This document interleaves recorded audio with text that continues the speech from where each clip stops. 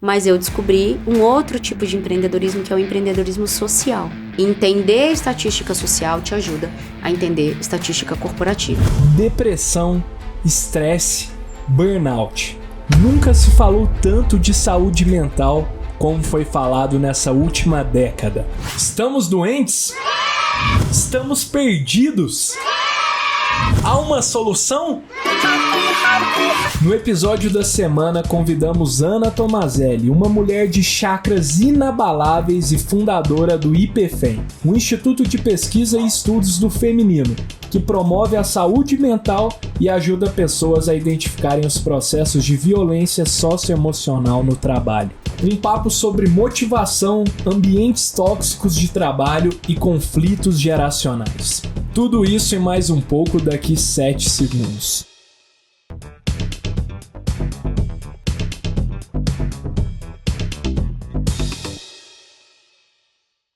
Fala turma, sejam muito bem-vindos ao Pode Sonhar, o podcast que é um refúgio de bem-estar para o empreendedorismo jovem brasileiro. Lembrando que o Pode Sonhar vai ao ar todas as terças-feiras no nosso canal do YouTube e está disponível também em todos os streamings de áudio. E você pode acompanhar todos os nossos conteúdos extras adicionais no @podesonharpdc em todas as redes sociais. Eu sou o Miguel, estudante de empreendedorismo da Link School of Business. E eu sou Briela Azevedo, especialista de marketing digital e sou co-hosting. Boa, e hoje estamos aqui, turma, com uma convidada mega especial, a Ana Tomazelli, que é fundadora do IPFEM. Ana, muito obrigado por ter aceitado o convite de estar aqui conosco. Nós estamos muito felizes de te receber, de verdade. Nossa, eu também. A gente já estava conversando tanto, Demais. né? Já estava com medo de queimar a pauta. Estou muito feliz porque esse ano eu decidi que eu queria estar mais em lugares, em podcasts, em entrevistas diferentes daquilo que eu faço, mas de forma mais padronizada. Então, falar para empreendedorismo, principalmente empreendedorismo jovem, Exato. me toca muito o coração. Obrigada. Que bacana. Pô, super show, Ana. A gente tava aqui, turma, conversando há quase uma hora já. Verdade. E já estamos repletos de aprendizados aqui, eu e a Briela.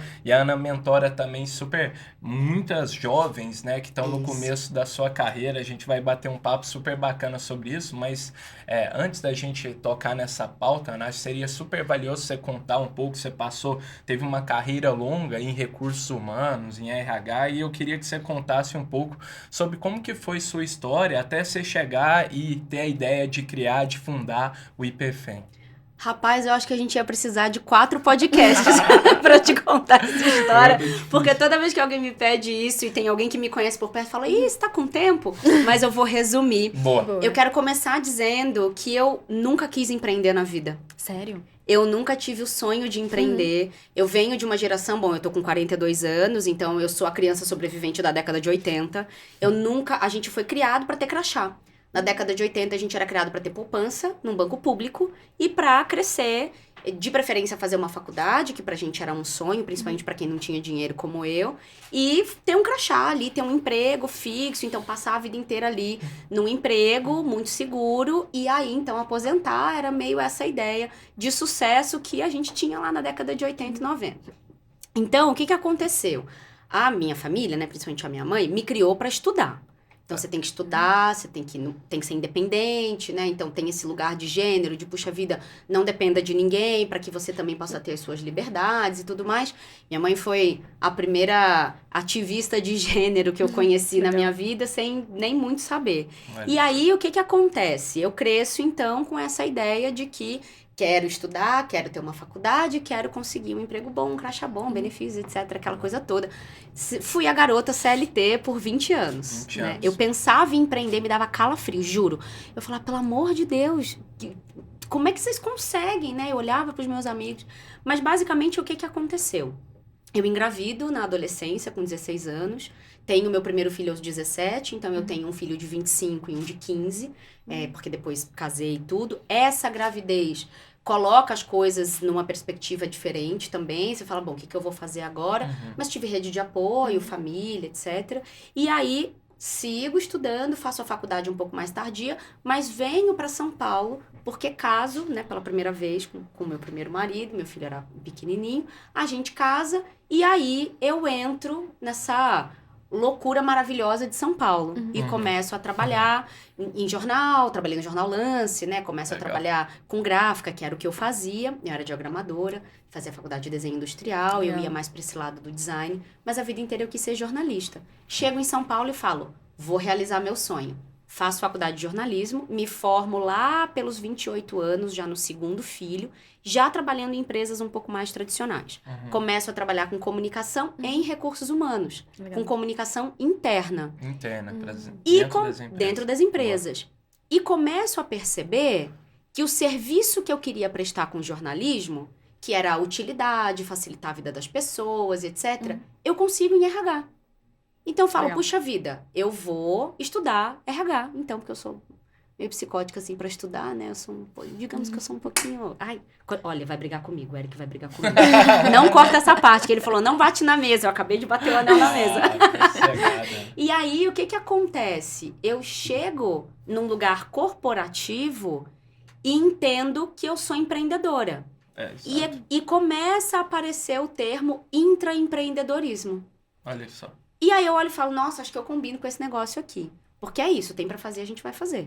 É carregar uma caixa, é mudar um sofá de lugar, é servir um café, atender um balcão, é fazer RH, a gente vai fazer, né? Então sempre fui muito tem um termo em inglês, eu não gosto muito de termo em inglês, mas esse termo é bom, que é o show up, né? Eu sempre estive muito pronta para, né? Eu sempre me apresentei para fazer as coisas. E aí, junto com a minha vida corporativa, eu fui crescendo, então, em RH, fazendo muito processo de fusão e aquisição de empresas, me especializei em implantação e reestruturação de recursos humanos, virei uma executiva corporate, São Paulo. Aí virei executiva internacional, liderando países e tal. Só que eu sempre fui muito inquieta, eu já era professora, abri uma clínica, porque virei psicanalista e tal. E aí falei, eu acho que eu tô empreendendo. Claro. E aí eu chego aqui, depois que eu sofro um burnout, em 2018, decido, então, abandonar, de certa forma, aquele modelo corporativo que eu tinha abraçado, mas que eu gostava, não foi porque eu deixei de gostar de fazer. Passo ali um ano me entendendo um pouco e só empreendendo. Depois desse um ano, eu decido fundar o IPFEM, que é uma ONG, né, terceiro setor, de pesquisa e educação em saúde mental no mercado de trabalho. Então... Por quê? As pessoas perguntam assim, por que você fundou uma ONG e não fundou uma consultoria?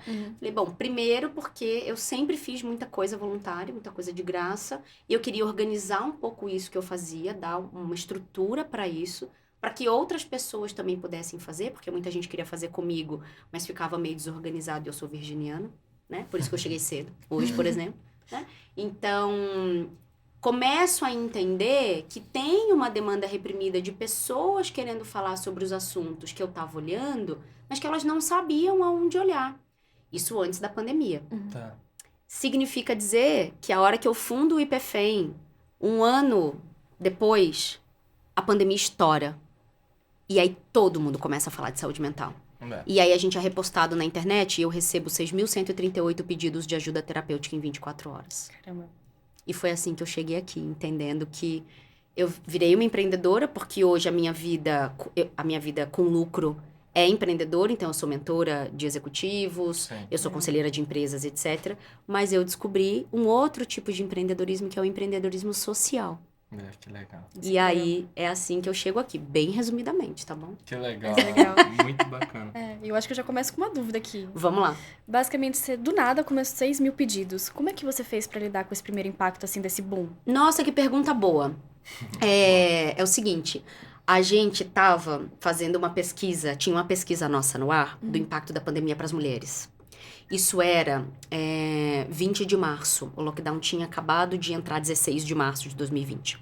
E eu tinha reunido um grupo de amigos, terapeutas, pra gente oferecer apoio terapêutico gratuito para quem respondesse à pesquisa.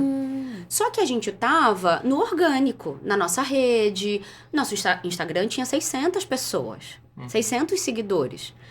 E a gente já tava ajudando 29 pessoas. Eu já estava me achando, assim... a próxima embaixadora do terceiro setor no Brasil, né? Falando, nossa, olha o que a gente tá fazendo. A gente já tava muito feliz de ajudar essas pessoas. O que aconteceu é que, portanto, tem uma ilustradora chamada Elo D'Angelo. A gente contratou a Elo para fazer uma tirinha anunciando que quem respondesse a pesquisa podia participar do apoio terapêutico. Ela fez. Isso começou a andar na internet e um grande perfil repostou, portanto, recebi esses 6 mil pedidos. Dormi com 600 seguidores, acordei com 16 mil. Caramba. Olha só. E aí, pensei, o que vamos fazer com isso? Porque no IPFEM a gente tem um princípio que é para todo não, a gente entrega um sim. Uhum. Eu não ia conseguir atender individualmente as 6.138 pessoas. Então, reunimos técnica para montar um instrumento de pesquisa para descobrir criticidade. Então, aquelas mulheres que já tinham sofrido abuso, tinham algum tipo de violência, algumas tentativas de se machucar e etc., elas eram encaminhadas para um atendimento terapêutico individualizado. Todas as outras, quase 6 mil, a gente desenvolveu uma metodologia chamada Educação em Saúde Mental. Então, a gente começou a dar aula de saúde mental. Legal. Então, abríamos salas de reunião virtuais na pandemia, segundo semestre de 2020, com 450 pessoas. E começamos a ensinar o básico da psicanálise, o básico da sistêmica, falar de psicologia, ferramentas, instrumentos, abrir a escuta. E como eu sou diretora de RH, eu comecei a falar sobre trabalho. Relações de trabalho, saúde no trabalho, home office, porque a gente não teve experiência de home office. A gente teve experiência de confinamento, é diferente. Sim. E aí a gente começou a falar sobre saúde mental, juntando o trabalho doméstico, o cuidado de crianças, idosos, pets e plantas e pessoas adoentadas, o trabalho remunerado e tudo isso que estava acontecendo às vezes em 60 metros quadrados. Então, segundo semestre de 2020 e 2021, a gente passou dando aula, estruturando a metodologia que virou o livro. Legal. Foi isso que a gente fez. E até hoje já foram mais de 9 mil mulheres nessa metodologia. Que animal. Seria muito legal, Ana. A gente conversou muito disso no off, mas você já deu vários insights super ricos aqui para quem quer empreender. Acho que um deles que, me chamou muita atenção, assim, acho que vale muito a pena você explicar um pouco, é sobre como que vocês trabalham o transformar o não em um sim. O que é essa mentalidade e por que vocês adotaram ela? Pois é. Vocês fazem umas perguntas boas, né, gente? Que bom que não tem roteiro antes, né? Eu prefiro assim, mais orgânico.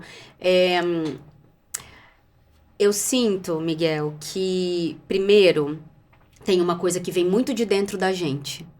Esses princípios que a gente transforma em frases, em palavras, etc., eles nascem de um lugar que é muito genuíno. Por que eu tô te dizendo isso? Porque quando eu tinha a idade de vocês, quando eu era criança pequena lá em Barbacena, que talvez vocês nem entendam essa referência, mas quem tá ouvindo aí que tiver a minha idade vai entender, lá da escolinha do professor Raimundo. Quando eu era criança pequena lá em Barbacena, eu ficava muito brava porque as pessoas me procuravam no trabalho só pra me dar problema. Elas só me procuravam pra dizer, eu preciso resolver um negócio, ninguém me vem na cabeça, você pode me ajudar? Eu parecia o posto Ipiranga no rolê, né? A personalização. E eu, muito jovem, ficava muito brava, porque eu falava, meu Deus, as pessoas não me deixam trabalhar em paz, meu Deus. Tudo sou eu. Aquelas... Aí, eu sentava perto de um gerente de contabilidade, mais velho do que eu. E ele um dia me chamou para tomar um café e falou, você já parou para pensar que você pode ser uma excelente resolvedora de problemas e que o fato das pessoas lembrarem de você significa que você é o primeiro nome de confiança que aparece dentro delas? Bacana. Aí eu olhei pra ele, ele falou, isso não é muito precioso? Aquele dia virou a minha vida, assim, porque eu sou a pessoa que faz funcionar a vida inteira, Olha né? só. Então, é isso, não dá pra fazer isso desse jeito, dá pra fazer de outro. Eu tenho o telefone de quem sabe fazer isso, como é que a gente resolve isso? Então, resolver naturalmente sempre foi algo que em mim aconteceu. E aí, quando a gente funda o IPFEM, eu fundo com um grupo de pessoas que tem uma postura muito parecida. Então, isto posto, o princípio anterior a esse que você menciona é a gente faz funcionar. A gente faz funcionar. A gente faz funcionar.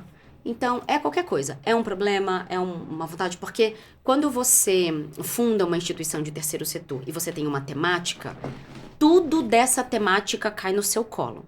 Então, por exemplo, cai muito no meu colo o pedido de apoio terapêutico para mulheres que passaram por alguma questão na gravidez, no parto, algum luto, alguma coisa assim.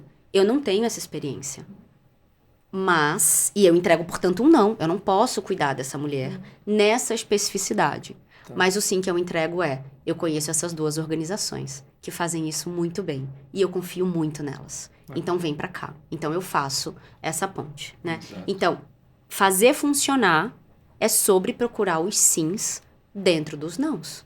Não é simplesmente só dizer, isso não é comigo. Isso eu não faço. Isso eu não sei. Não tem não sei. Ou eu vou aprender, ou eu vou encaminhar pra quem sabe. Não tem. Se chegou até mim, alguma coisa eu tenho que fazer. Entende?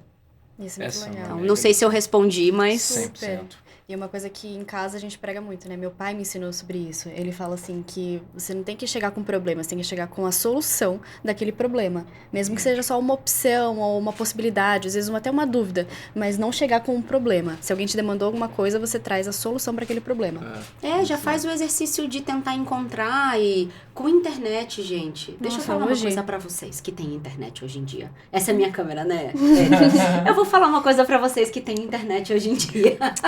Encontrar solução hoje em dia é muito mais fácil, gente. A gente não tinha. Eu tinha carteirinha da biblioteca e às vezes eu não podia ir por causa do horário de funcionamento. A gente tem disponível hoje um lugar de... Tudo bem que torna um pouco mais difícil de fazer a curadoria, de saber quem tá... São outros desafios. São outros desafios. Mas disponível? Tem. Tem. E o que eu falo pros meus 2 filhos, homens, as coisas pra serem feitas... Vou falar pra cá também. As coisas pra serem feitas, elas precisam ser feitas, gente. Parece um negócio óbvio. Mas as coisas pra serem feitas, elas precisam ser feitas. Sim. Alguém precisa pegar pra fazer. Eu estou me referindo principalmente a trabalho doméstico, porque lá em casa eu ensinei a eles que pra fazer trabalho doméstico precisa de mão, né? Não precisa de órgão genital, precisa de mão. Mão, né? Lá em casa temos. Todo mundo suja, todo mundo limpa, todo mundo divide, ninguém ajuda a mamãe. Todo mundo se responsabiliza pelo ambiente onde vive. Minha nora hoje me agradece muito. Certeza. Meu filho faz tudo, né? Que legal. Então, as coisas pra serem feitas, elas precisam ser feitas. Exato. Quem é que vai fazer? E essa é uma mentalidade muito importante, né, Ana? Para quem a gente tá falando aqui com uma audiência de jovens empreendedores, né? Então, ser resolutivo, porque empreender no final do dia é ter um problema, encontrar uma solução para um problema, que é muito que a Briela falou também.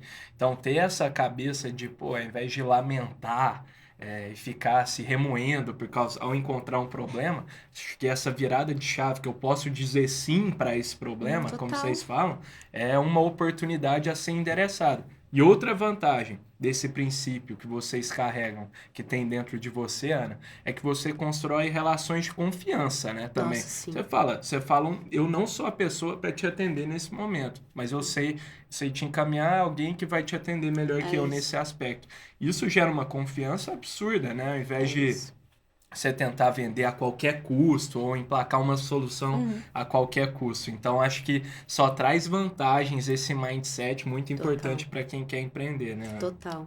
Mas tem uma linha bem tênue, né? Da gente ser proativo, da gente conseguir realmente resolver esses problemas e da gente também tá num ambiente que é tóxico, né? Um ambiente que também puxa a gente para baixo. Como que você identifica esse tipo de ambiente? O que você acha que é um ambiente saudável? Ou quando a gente tem que começar a entender que tem os red flags de um ambiente tóxico? Tá. Boa pergunta também. Vou dar uma brisada rápida, tá, Miguel? Que nem a gente tava brisando um pouco antes. Tava muito bom. Eu preciso dar uma brisada rápida muito bom pra vir pro brisada, pragmático. O corpo sempre sabe primeiro, Briela. O corpo sempre sabe primeiro. Ele te avisa. Então, é o incômodo no estômago, é a mão gelada, é o desconforto, é o aperto no peito, é a respiração que ofega, sabe? O corpo, ele sempre te avisa. E ele sempre sabe antes da sua cabeça. Caramba. Então, inclusive um psicólogo chamado Daniel Kahneman ganhou um prêmio Nobel de Economia defendendo isso, né? Pelo livro Rápido e Devagar. Né? Muito bom, Ele verdade. mesmo. Então, ele vai dizer que mesmo quem toma decisões supostamente 100% racionais é impactado pelo que sente antes. E aí, um outro livro dele, daí tem outros 2 autores, chamado Ruído. É maravilhoso, porque ele fala teoricamente, decisões muito diretas, como decisões da corte americana, que tem uma regra para ser cumprida. As decisões saem completamente diferentes, por exemplo, a depender do horário do dia, se o juiz está com fome ou não. Caramba. Se ele descansou ou não. Então, ele vai ensinando a fazer uma higiene do ruído. Então, a primeira coisa é, o corpo sempre sabe. Se você está desconfortável em algum lugar, procura o que é que tá ruim ali. Nem sempre a gente pode simplesmente se retirar. Nem sempre a gente pode simplesmente resolver. Então, tem um jogo que a gente precisa aprender a jogar sem se matar. Sem perder saúde. Ou pelo menos sem perder muita saúde. Eu falo muito da diferença do padrão para exceção, né? Por padrão, a gente deveria ter um lugar mais saudável. A exceção é um lançamento, um projeto, alguma coisa, você vai esticar um pouco mais a corda. Ou um momento de vida em que você tem um filho pequeno. A mãe do filho pequeno, ela tem tudo de mim. Ela tem tudo de mim. Que a mãe do filho pequeno. O tanto de tempo, gente, que uma criança exige. Nossa, muito. É um negócio impressionante. Eu que fui mãe muito cedo. Agora, eu não tenho filho pequeno, eu não sei o que fazer com o tempo que eu tenho. Eu faço muita coisa. Mas a sensação que eu tenho é que eu sempre tenho tempo sobrando. Caramba. Porque o parâmetro de ocupação de tempo, energia e dinheiro de um filho pequeno, ele molda muito a sua vida. Você ancorou ali, você Exato. entendeu o que é Exato. ter seu tempo ocupado naquele momento, quando você tem um filho. Exatamente. Olha isso. Então, hoje é muito diferente. Então, nem sempre, a depender do momento da vida, você vai poder dizer, ai, tô desconfortável, eu vou embora.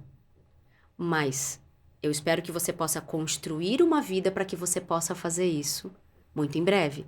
Então, hoje, eu posso me dar ao luxo de, às vezes, dizer, este cliente eu não quero. Porque cada vez que eu entro em contato com o assunto desse cliente, ou que eu tenho que falar com esse cliente, o meu corpo fica muito incomodado. Sabe aquela coisa de, ai, meu Deus, vou ter que falar com esse homem de novo. Isso é um sinal, né? Aí a gente vem pros sinais práticos. Aí você vem pros assédios, você vem pra quando não te deixam falar, você vem pra voz que levanta, você vem pra ideia que não ouvem. Então aí você vem pra um lugar muito mais concreto e palpável. Essas métricas. E aí a gente vai para um terceiro lugar, que é a nomeação. Tem muita gente que sente que algo está acontecendo, vê que algo está acontecendo, mas não tem repertório para nomear. E aí não sabe que está passando, ou que vive num ambiente tóxico, principalmente por duas coisas, que eu vou ter que voltar para fazer um episódio só sobre isso, já tô me convidando aqui, Claro. Vocês também vão querer. É lógico. Fofoca e brincadeiras. A fofoca. Primeiro que eu acho que quem faz fofoca tem tempo sobrando. E devia estar ocupando esse tempo com outra coisa. E fofoca pode destruir a vida de alguém. É importante a gente falar sobre isso. E as brincadeiras. A violência, ela é um espectro. E a violência começa na brincadeira. Principalmente a violência de gênero. A violência com corpos dissidentes. A violência de raça. Tudo começa na brincadeira. Ai, mas eu tava brincando. Fulana ficou toda ofendida. Que mimimi. Aí a minha pergunta sempre é, por que a sua diversão é mais importante do que a chateação dela? Você não precisa concordar. Por que você se divertir é mais importante do que a chateação dela? A hora que você me responder isso, a gente conversa. Olha, é bem isso. Eu passei por uma sessão de burnout e eu não sabia que eu estava num burnout. Eu Isso. trabalhei 3 meses numa empresa, eu tinha um banco de horas de 1 mês e meio. Ai, que linda. É tranquilo. O Dr. Drauzio Varela fala que o jovem toma decisão com o corpo. O corpo aguenta, a gente vai. Só que ele fala assim, esse corpo cobra a conta. A conta chega. E ser jovem é muito difícil, né? Porque as pessoas já botam a nossa geração como uma geração preguiçosa, uma geração que não faz. A gente já sente a pressão da gente fazer muito mais pra gente provar que não é bem assim as coisas. Tá. E às vezes a gente não tem sabedoria também de dizer, poxa, aqui tá indo pra um lado mais tóxico, a gente tem que também tomar cuidado. E acaba fazendo até muito mais que pode. Boa. Pois Bom é. comentário. Você quer entrar nessa Exato, eu ia conversa puxar de essa. gerações, Miguel? Exato. Que a gente falou. Vamos conversar. Aí eu Sobre falei isso, uma coisa. ela puxou um ponto muito importante sobre isso de geração, ainda mais anos. Você sabe, a gente deu um contexto sobre o nosso público aqui de jovens que estão, Sim. querendo empreender, estão empreendendo já no começo de seus negócios e muitas vezes enfrentam desafios são particulares da geração. Isso é uma têm características, dores, desafios em comum. E a Ana, que mentora vários desses jovens, especialmente as meninas, né, Ana? Eu acho que seria muito legal você dar uma perspectiva sobre as jovens que estão entrando no mercado de trabalho. Você acha que existem dores realmente que são compartilhadas, assim, da nossa geração, né, Briela? E como que são os caminhos para resolver as principais dessas dores? Tá bom. Outro podcast inteiro. A Ana tem pouco recurso, vocês estão vendo, tem pouco repertório. Toda vez que eu vou dar uma palestra, eu falo assim, gente, eu sempre reclamo do pouco tempo que me dão. Mesmo que me deem 3 horas, eu reclamo. Eu falo, eu sou professora de pós-graduação, eu falo por 9 horas sem parar, se deixar. Legal. Né? Vamos E vou virar juntando uma vários. coisa na outra e gosto muito. Mas é o seguinte, primeira coisa que eu quero dizer é, a gente não vai ver os problemas de gênero resolvidos. Nem na minha geração, nem na de vocês. Infelizmente. Porque processo histórico é longo, atravessa gerações, muito embora muita coisa esteja acontecendo mais rapidamente nas últimas décadas. Mas o que eu falo com todo mundo é o seguinte, se para se motivar a fazer alguma coisa, você espera ver o problema resolvido em vida, desiste. Não vai ver.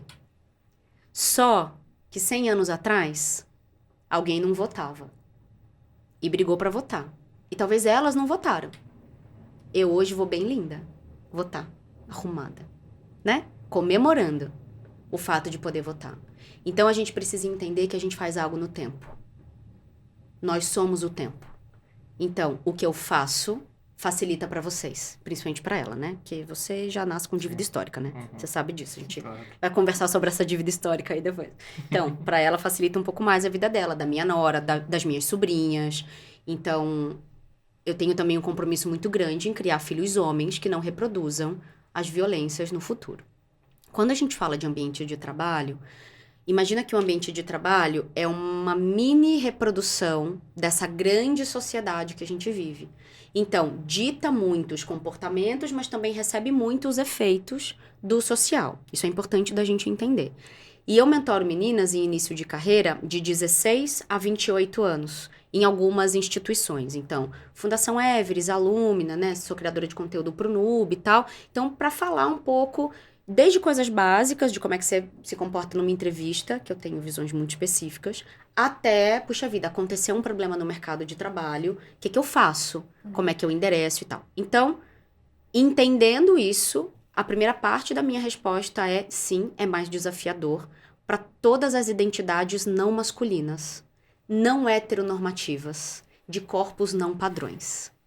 Então, tudo que está fora do padrão masculino, cisgênero, heteronormativo, sem deficiência física, magro, de colete na Faria Lima, tudo que está fora disso, automaticamente entra num espectro mais difícil. Tem mais barreiras para atravessar.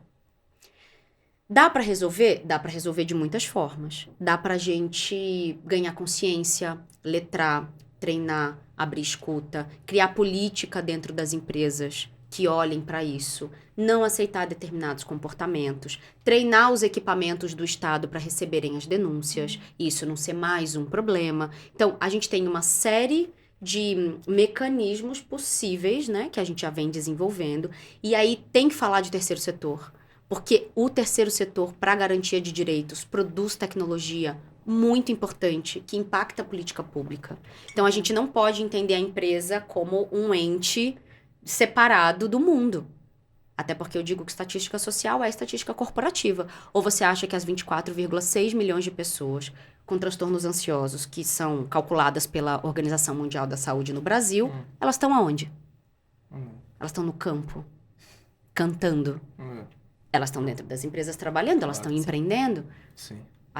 Estamos aqui, né? Então, entender estatística social te ajuda a entender estatística corporativa. Então, dá pra gente fazer um monte de coisa. Tudo que tá fora do espectro padrão sofre mais. Isso é uma realidade.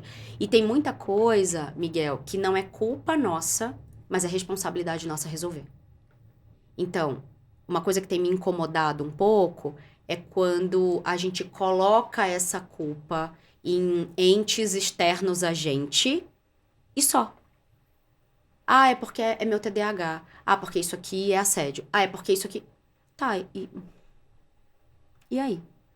A gente vai fazer o quê com isso? A gente só vai olhar pra isso e falar, ah, é isso. Não, amado. A gente tem que fazer alguma coisa. E aí, cada um na sua cadeira, cada um com o seu papel, e a gente precisa entender que líderes empresariais, empreendedores, precisam ter responsabilidade social em essência.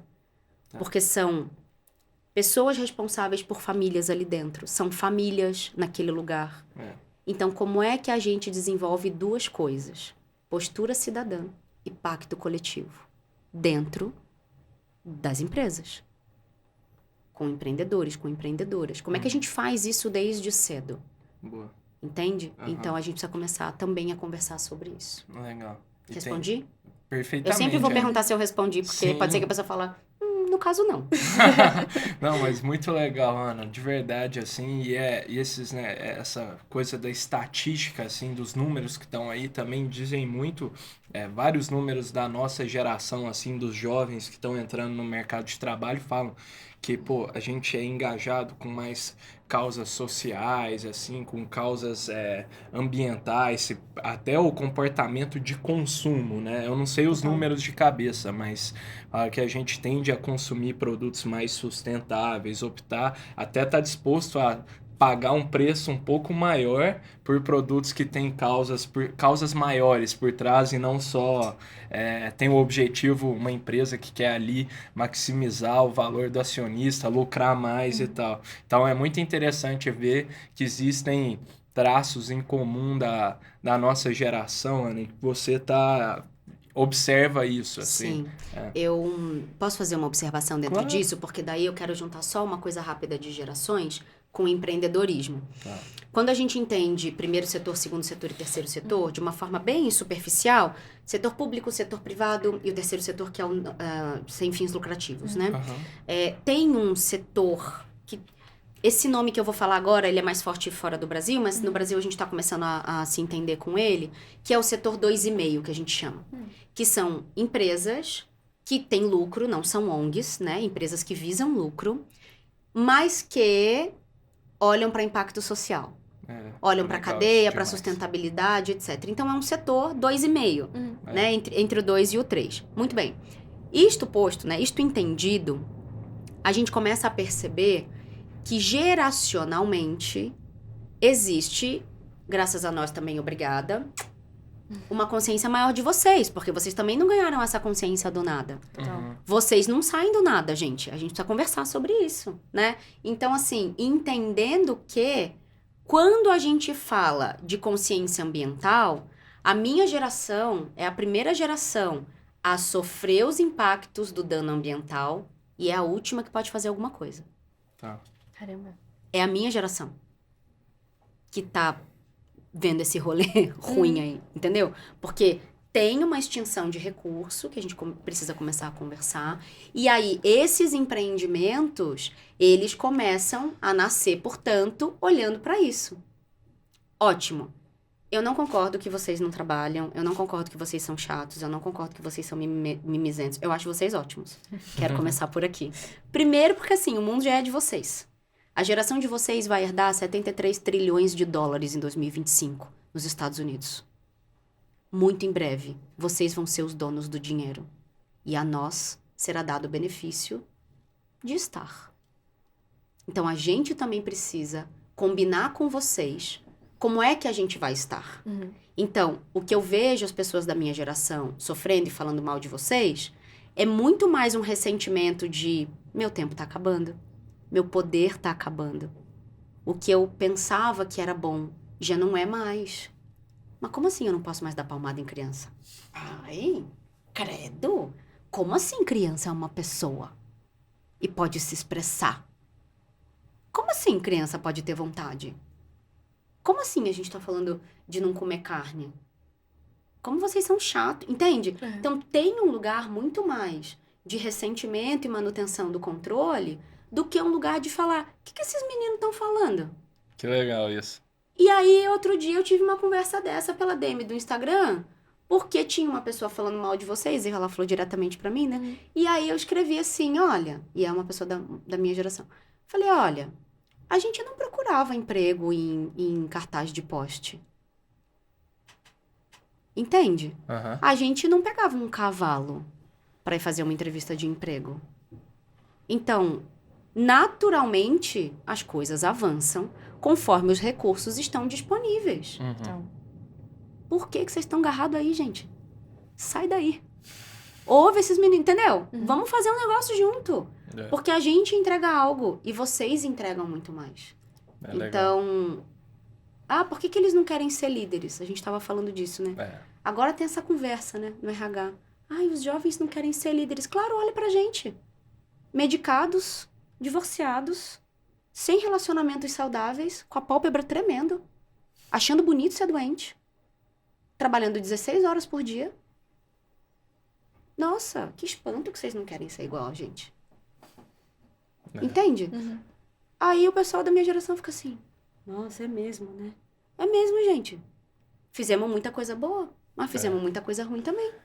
Entender isso é muito importante, né, Ana? Entender que, tipo assim, que a gente é fruto da nossa visão de mundo, do que a gente foi condicionado a experimentar ao longo da vida. Pô, é libertador, ainda mais para quem empreende, lida com pessoas o tempo todo, sem entender as características que, pô, o que fizeram dos meus pais serem assim, e, pô, meu par ser assim, ou, sei lá, um colaborador ser assim, você vai entendendo os motivos pelos quais as pessoas agem da maneira que elas são, né? E isso eu acho que facilita muito na tratativa, em exercer a liderança, se esse for o caso, em se relacionar de maneira saudável.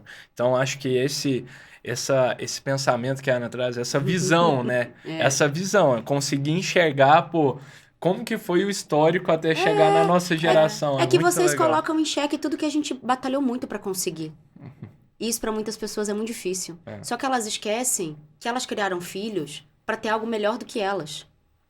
E aí quando esses filhos querem algo melhor do que elas não conseguem lidar com os filhos dos outros que foram criados pra ter algo melhor do que elas. E aí você fala, mas você não criou seu filho pra fazer futebol, pra fazer balé, as coisas? Ele Fazer o que ele quer, né? Ele descobriu que é bom ter prazer, ter lazer. Ele descobriu que a vida não é só trabalhar. Você deu condições pra ele escolher e não precisar ouvir desaforo de chefe. E aí agora você tá reclamando que o filho de outra pessoa que foi criado igual tá tendo a mesma atitude. tá tendo a mesma É. atitude. Isso é interessante. Quer mudar de carreira? Meu filho desistiu de ser engenheiro, gerente comercial, pra ser instrutor de mergulho. Eu criei ele pra isso. Eu, o pai, o padrasto, a madrasta, a nossa aldeia, os avós. A gente criou ele pra poder fazer isso. Eu vou olhar pra ele e dizer, você tá doido? Não. É isso que você quer? Vamos botar os prós e os contras na mesa? Vamos falar de dinheiro, de não sei o que, né? É isso que você quer? É. Vamos fazer funcionar. Bacana. Pronto. É, isso é legal. Tá morando né? no Caribe. É. Fala Clássico. dele, fala dele. Massa demais, Ana. E eu acho que muito disso que a gente tá falando, e é parte da vida de qualquer pessoa, é sobre ter conversas difíceis, né? Pô, o tempo todo, a gente, todos os dias, quase, a gente tem que ter conversas difíceis que incomodam, né, Ana? E a gente tava falando, a Ana tava contando um pouco dela, já deu pra perceber que é muito difícil desalinhar os chakras da Ana aqui. E ela lida, pô, aparentemente, ou passou a lidar, Ana, conta pra gente também como que é você com conversas difíceis e até se existe alguma metodologia para as pessoas, especialmente para empreendedores, né, Então. Briela, que tem que lidar, ter conversas difíceis com o time, com o investidor, quando o negócio não está performando tão bem. Como que são essas conversas, Ana? Eu quero perguntar pro Eric quantas horas eu tenho pra responder isso. Nossa, muito bom. Eu quero começar dizendo que a solução para as coisas que a gente quer está na conversa difícil que a gente não quer ter. Bacana. Porque a conversa difícil, ela precisa de um jeito para acontecer, porque não é só você jogar o seu lixo emocional na outra pessoa. Mas você também precisa se preparar para ouvir a outra pessoa na integralidade dela. E não para ouvir o que você quer. Porque tem muita gente que faz curso de comunicação não violenta, e eu vou citar isso rapidamente, Boa, claro. e acha que porque aprendeu a falar direito, todo mundo tem que fazer o que eu quero. Ah, eu aprendi a falar direito, mas eu falei tão direito. Pedir direitinho. Pedi direitinho, fiz pedidos efetivos, falei do que eu tô sentindo, né? E a pessoa me disse não. Você Como fala, ousa. como ousa? Você falar, mas não sabe ouvir. How dare, né? Assim, é isso. Não, e quero ser atendido. E na psicanálise, a gente fala de Sua Majestade o bebê, né? Porque o bebê, quando ele nasce, ele não pode fritar um ovo, né? Ele não retorna a emoção, nada. Ele chora, né? Faz as necessidades. Alguém precisa fazer a manutenção da vida dessa criança. Uhum. Em geral, é a mãe, a gente sabe disso. Mas é isso. O bebê, ele não vai te entregar reciprocidade racional nenhuma, tá certo? Certo. Só que esse bebê, ele vai crescendo, né? Ele vai crescendo e por algum tempo ele ainda é atendido de forma total. Só que ele vai crescendo. E tem gente que vai crescendo e quer continuar sendo atendido de forma integral, sem devolver nada. Então, vou perguntar aí pra você que tá vendo a gente. Você deve conhecer muitos adultos, Sua Majestade o bebê. Você deve ser, às vezes, Sua Majestade o bebê, porque todos somos em algum momento, né? As mulheres podem ser menos, porque se a gente não faz, ninguém faz. Ninguém cuida dos idosos, das crianças, dos cachorros, das plantas, etc. Então, também tem um pouco de construção social nisso. Então, quando a gente está diante de alguém que só quer ser servido, quando a gente está diante de alguém que não devolve nada, a gente vai tomando outras posturas. Certo. Só que às vezes a gente gosta de ser essa pessoa de quem todo mundo precisa. Ai, se eu não fizer, ninguém faz. Ninguém faz do meu jeito. Principalmente as pessoas em posição de privilégio, tá? Privilégio social. Então, é muito bom ser a pessoa requisitada. Eu quase caí na armadilha da salvadora. Porque sou resolvedora de problemas. Então, as pessoas chegavam, eu já resolvia. É o arquétipo do herói, né? Isso. Ó, Sou resolutivo. ótima, exato. maravilhosa. Até que a gente vai ficando cansada, né? Tem um pouco desse lugar. E aí você vai entendendo que tem uma abordagem, antes de realmente responder a sua pergunta, que é, toda vez que alguém me traz um problema, já vou ensinar aqui uma estratégia. Oba. Toda vez que alguém traz um problema, se eu tô com tempo, eu deixo a pessoa falar. Se eu tô um pouquinho sem tempo, eu falo, olha, pra eu poder te servir melhor, deixa eu só te fazer uma pergunta antes de você me trazer. O que você espera de mim me trazendo isso? Você quer que eu só ouça? E às vezes só falar resolve, gente. Legal. Às vezes só a pessoa falar. Ela fala, A pessoa só quer desabafar um pouco. acontece mesmo. A gente fez É uma verdade. caneca no IPFEM escrito, eu não quero resolver, eu só quero reclamar. É isso! Adorei. Eu vou mandar pra vocês, vou comprar pra vocês. Eu vou mandar. Eu quero. Eu não quero resolver, eu só quero reclamar. Porque às vezes é só muito isso. É só isso, só botar pra fora. É só isso. Eu vou resolver. Mas me dá uns 5 minutos pra eu reclamar. Obrigada. Tá ótimo. Essa é a primeira coisa. Tá. Você quer só falar? Você quer que eu te ajude a pensar? Você quer que eu resolva pra você? Você quer que eu pegue isso? O que você quer de mim? Você espera. Em geral, essa pergunta dá uma tela azul, erro 404 na pessoa. Que a pessoa não sabe te responder. Porque ela não sabe o que ela quer de você. Ela só quer despejar. Então, essa é uma primeira estratégia muito importante. Porque se a pessoa fala assim, eu quero que você resolva por mim, eu tenho a oportunidade de dizer, isso eu não posso fazer. Porque não tenho recurso, porque não tenho tempo, porque acho que não tenho mesmo. Ok, Exato. né? E aí a gente entra nesse acordo e nesse alinhamento de expectativas. Só que, às vezes, Miguel, as coisas não precisam virar uma conversa difícil. Eu tenho a impressão de que começa a precisar da conversa difícil quando a gente não tem as micro-interações difíceis. Quando a gente não consegue ir dando os limites, quando a gente não consegue fazer esse tipo de pergunta, porque eu recebo gente na clínica assim. Não, aí você acredita? Nossa, todo dia o fulano ou a fulana vem e me traz um monte de problema. Não tá vendo que eu tô cheia de coisa? Não tá vendo que eu tô cansada? Não tá vendo que eu não... Aí eu deixo a pessoa falar, que aí é clínica, né? Deixo a pessoa falar. E eu pergunto assim, mas você já falou que você tá cheia de coisa? Ou você pega mais essa coisa pra resolver? Como que tá isso? Não, mas aí o que ela vai achar? Não, mas aí você não sabe o que ela vai achar. Você precisa fazer pra saber o que ela vai achar. Então, tem uma coisa das pessoas acharem que sabem o que você quer ou o que você sente. Eu chamo de minhocário, né? Elas assumem dentro do minhocário, dentro da cabeça delas, aquilo. E elas já vão tirando conclusões. E tirar conclusão sem fazer pergunta é a pior coisa que pode acontecer. Então... Para responder a sua pergunta, uma conversa difícil começa assim. Oi, Miguel, tudo bem? Tudo bem. Essa é uma conversa difícil que a gente precisa ter. Aí entra um pouco de técnica de comunicação não violenta, porque eu não vou dizer, você é um machista, não sei o que, tal.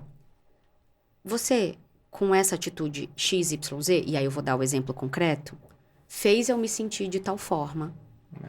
Quero entender o que está acontecendo, quero ouvir a sua perspectiva e quero combinar com você um caminho. E aqui tem uma coisa muito importante de algo que eu vou montando. Eu monto muitas metodologias, né, para fazer as coisas que eu preciso fazer. Virginiana, né, gente? Assim, um pouco. Vamos botar a culpa no signo aqui. As conversas difíceis, elas precisam abrir mão de 3 coisas para encontrar uma 4ª. Ela precisa abrir mão do convencimento. Eu não preciso te convencer de que o que eu tô falando é melhor, ou de que você não deveria me tratar desse jeito. Eu não quero te convencer de nada. Nem no ativismo, nem na religião, nem no trabalho. Eu não quero te convencer de nada. Tá?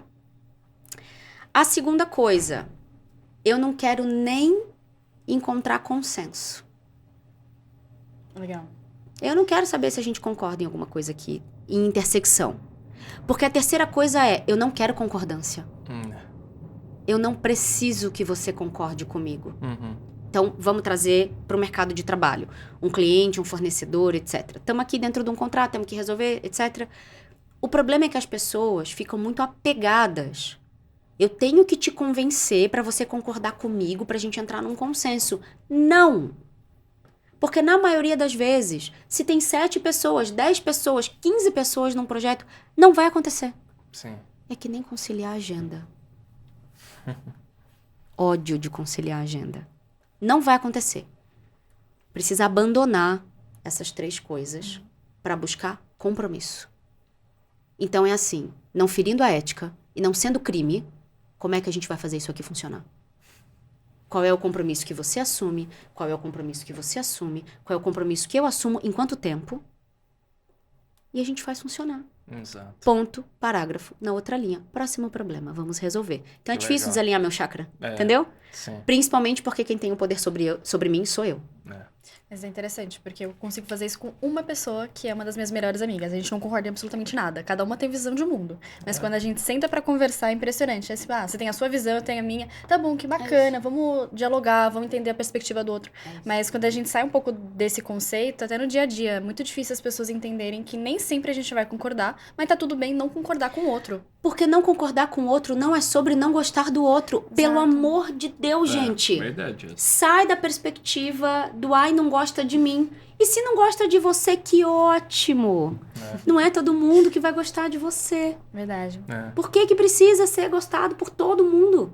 E quando você se desamarra disso, é libertador, né? Em grupos de mulheres, o que eu ensino é que você só consegue dar limite se você suporta não ser amada. Olha só. Né? Porque é difícil, né? E aproveitando, pensando nessa perspectiva de dores internas nossas que geralmente a gente tem e a gente acaba tendo esses conflitos, quais tipos de dores você acha que as pessoas de forma geral têm mais dificuldade de lidar? Então, às vezes do abandono, às vezes não Rejeição se e abandono. As principais feridas da infância. Foi a resposta mais rápida que eu dei nesse podcast. Até agora. Mas, uma frase.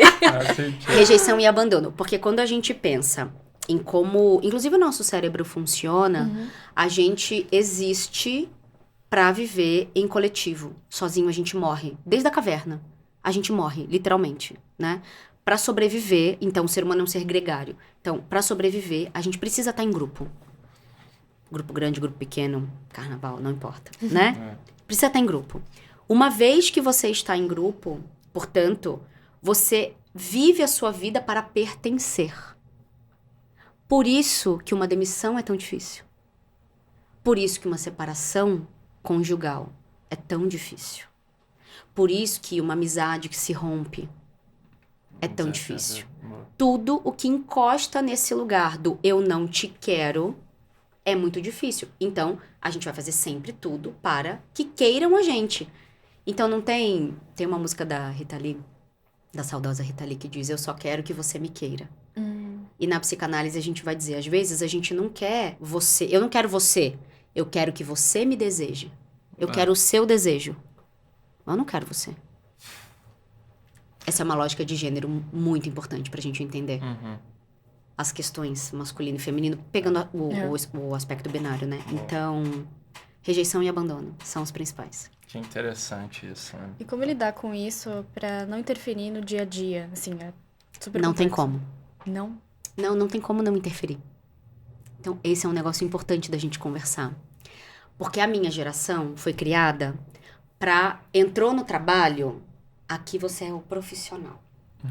Então, eu não quero saber o que você sente em casa, se tem problema em casa. Aqui você tem que entrar e trabalhar, né? Então, a minha geração meio que foi treinadinha pra isso. Tamo tudo cagado, né? Tamo tudo aí ruim, né? O Brasil é o país mais medicado do mundo. É o 5º país do mundo que menos faz exercício físico. Então, assim, quando você começa a juntar os dados, você começa a entender um pouco por que a gente tá do jeito que tá. Só que o tempo foi passando e o trabalho e a casa, o que foi acontecendo? Foram juntando cada vez mais até a gente chegar na pandemia, em que tudo era uma coisa só. Boa. Como que você vai virar essa chave? De ser uma pessoa separada no trabalho. E nunca foi. A gente tentava acreditar que era.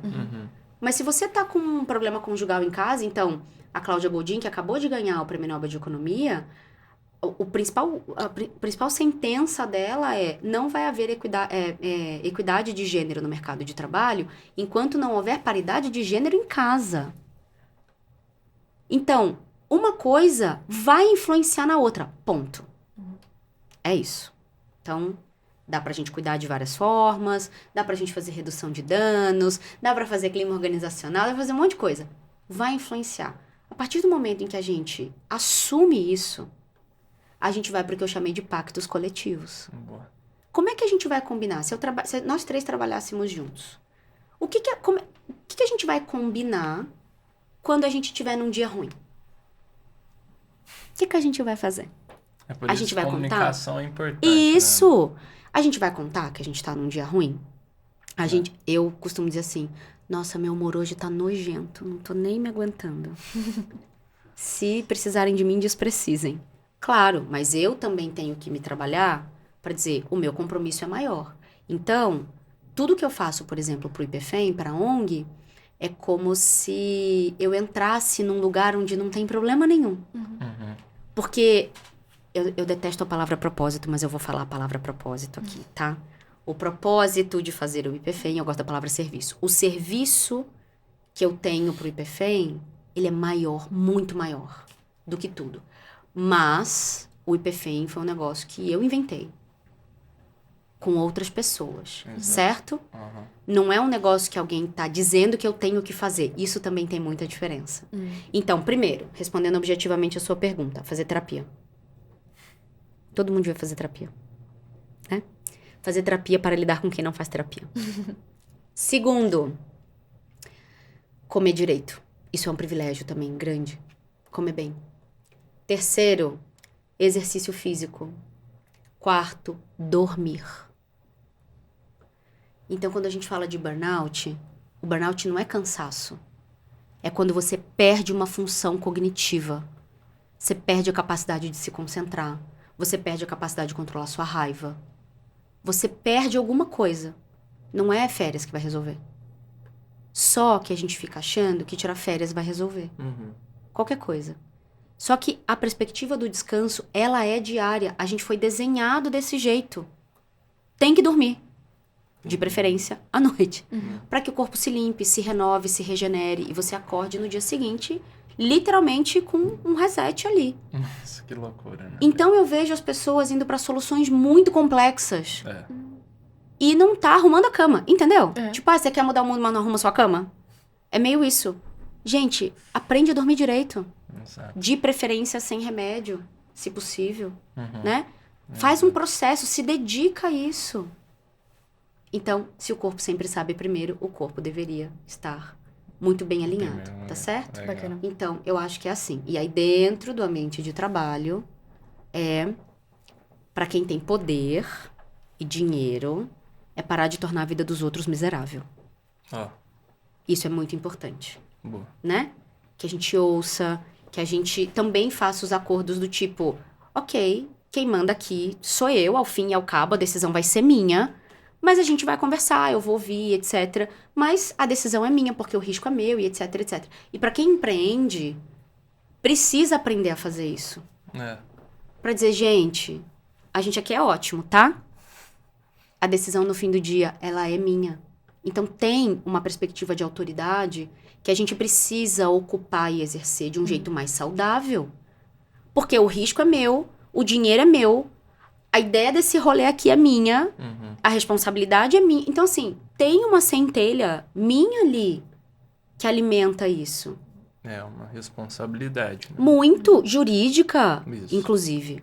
Então, a decisão vai ser minha mesmo. Não ferindo a ética, não sendo crime. Sim.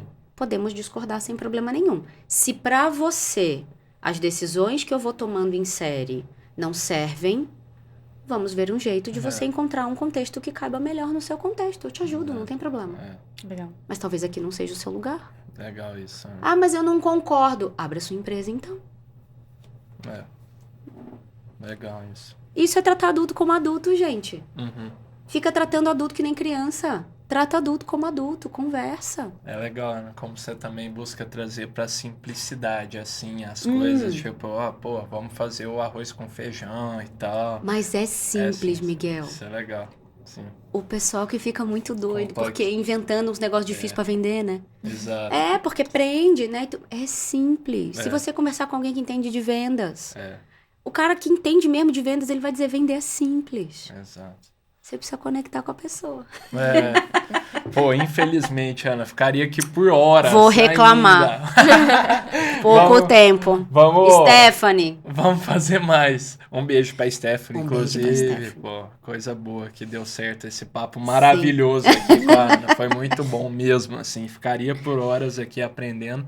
E eu aprendi muito, de verdade. Que bom. Tenho certeza que a audiência também fez bem esse episódio. Muito bem E mesmo. eu também, porque nas metodologias de aprendizagem, o jeito de mais aprender é ensinar. Não, olha só. Então, é por isso que eu falo tanto. E que eu tô sempre pronta pra falar em algum lugar. Porque quem mais aprendeu fui eu. Não, que coisa boa. Então, Ficamos eu elaboro felizes. coisas de jeitos diferentes É, a cada pergunta nova que me fazem. sim. Então, hoje, eu elaborei 3 coisas de um jeito diferente. Que eu vou chegar no escritório e vou escrever. É, Então, eu também agradeço muito. Não adianta eu querer falar se não tem ninguém que queira me ouvir. Então, obrigada. obrigado Valeu, mesmo, você. foi super valioso. Muito obrigado também para a turma que ficou até aqui conosco. Lembrando que o Pode Sonhar vai ao ar todas as terças-feiras, nosso canal do YouTube e em todos os streams de áudio. Se você curtiu esse episódio, não se esqueça de curtir, se inscrever no nosso canal e, do mais importante, comentar o que você achou. Fechou? Vejo vocês na próxima e tamo junto.